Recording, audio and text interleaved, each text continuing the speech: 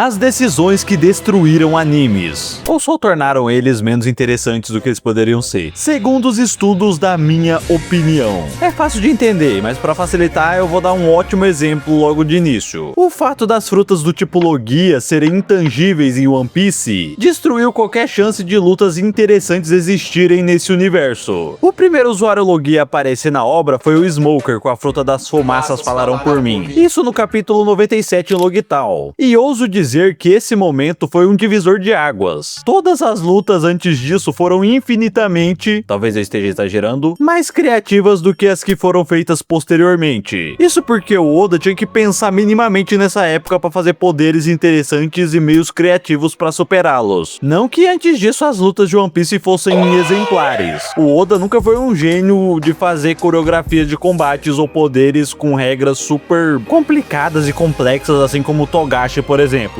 Mas ele metia uns poderes bem interessantes, bem no foda-se, parecendo que nem mesmo ele sabia direito como os poderes funcionavam. O meu sonho é desenhar ônibus do Rio de Janeiro. Desenhar ônibus do Rio de Janeiro. E era bem mais interessante também, muito, né, graças à forma que o Oda contava a história inicialmente. De uma forma mais simples narrativamente e com uma arte mais limpa e compreensível. Todos os poderes ali tinham uma sacada diferente, que é o mínimo de se esperar de um shonen, que é mais caracterizado pela ação. Mas alguns exemplos são, contra o Bug, o Luffy e a Nami tiveram que separá-lo para conquistar. O Kuro tinha uma super velocidade, mas perdia os sentidos. O Arlong tinha vantagem na água, enquanto o Luffy tinha vantagem em terra firme. O Don Krieg foi derrotado só por resistência, sim, mas tinha uma coreografia interessante pelo menos. Mas daí surgiram as Logias, com personagens elementais intangíveis que tornaram as lutas de One Piece monótonas e previsíveis. Ainda teve o Crocodile e o Enel ali com uma sacada um pouco diferente, com o Crocodile sendo molhado, limitando seus poderes de areia, e o Enel sendo anulado pelo Luffy, que acreditava ser feito de borracha, bloqueando assim os raios dele. O quê?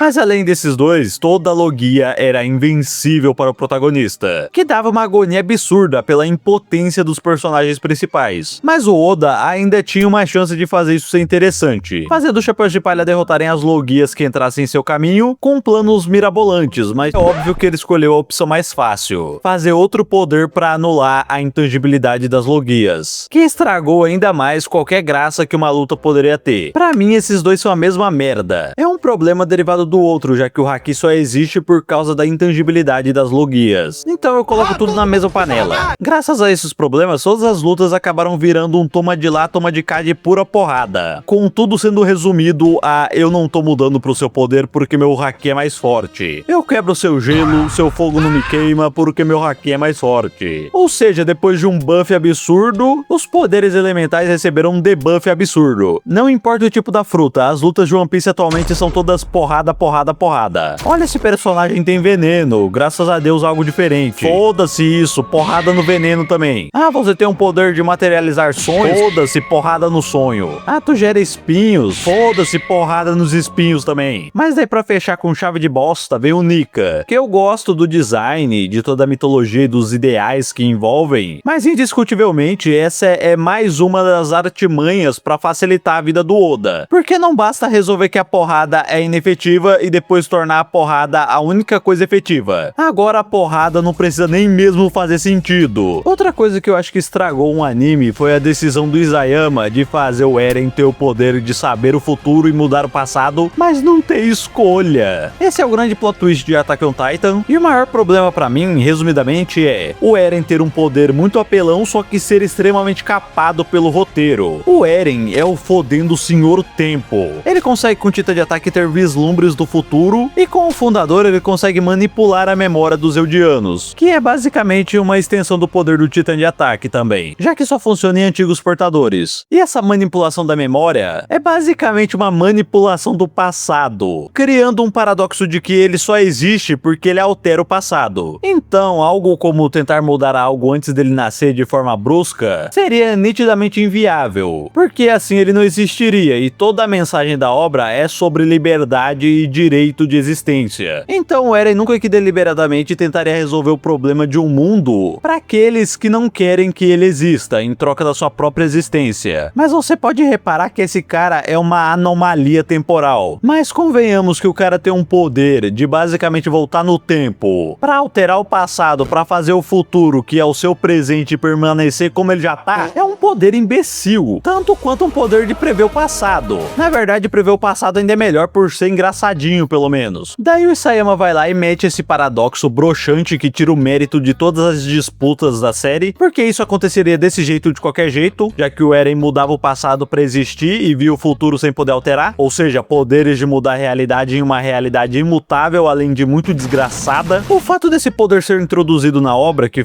com certeza é algo que o Isayama tinha planejado desde o princípio da série, e mesmo assim não foi tempo suficiente porque ficou uma bosta, e acarretou além da destruição, não do anime, não é pra tanto. Eu não acho que esse final destruiu esse universo muito curioso e todo o enredo super cativante que o Isayama construiu, mas definitivamente destruiu o final, e principalmente a comunidade, que foi dividida entre aqueles que gostam de tudo cegamente, os que odeiam tudo cegamente e os lúcidos. Mas não dá pra culpar, foi uma obra maravilhosa, sim, mas também tem os socos no estômago, que é descobrir no final de tudo que o Eren causou a morte da própria mãe. Tomar no cu, minha mãe, vai! Qual foi, painho? Vai se fuder, meu pai, vai! Procurar o que fazer, desgraça!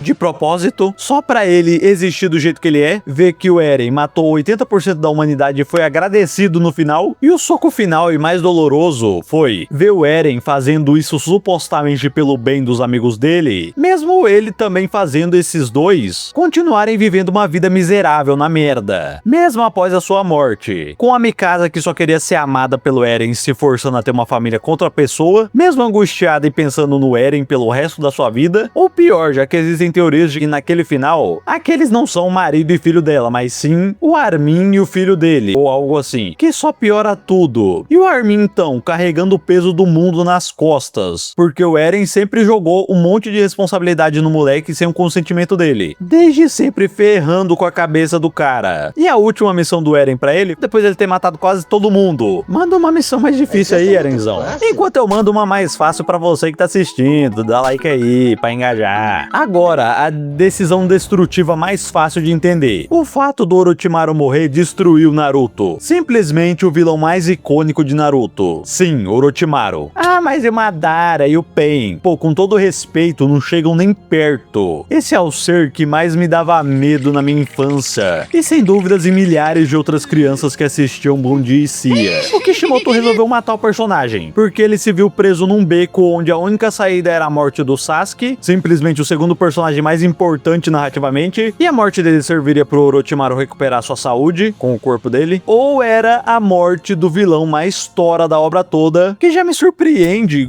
eu não entendo como que ele chegou nesse beco. Mas o Orochimaru, todo caquético por ser espancado pelo velho do abandono afetivo, tava escanteado. O Kishimoto simplesmente não sabia o que fazer com o personagem, então matou ele e trouxe de volta só quando ele era conveniente, pra reviver ali os Kages, e depois disso o Kishimoto descaracterizou totalmente o personagem, fazendo ele virar a madrinha de casamento do Naruto e da Hinata. Bom, tem alguma decisão que você acha super questionável que moldou o rumo de algum anime pra pior? Comenta aí, quero saber. Muito obrigado por assistir, thank you membros, Vanastreia, Rimuru-san, Luan Desejo, Raitese, Otto Wilson, Frost, Fácilos, Cronos, Caio e Órgão e Música Limitada. Fiquem tranquilemas e até o próximo conteúdo audiovisual.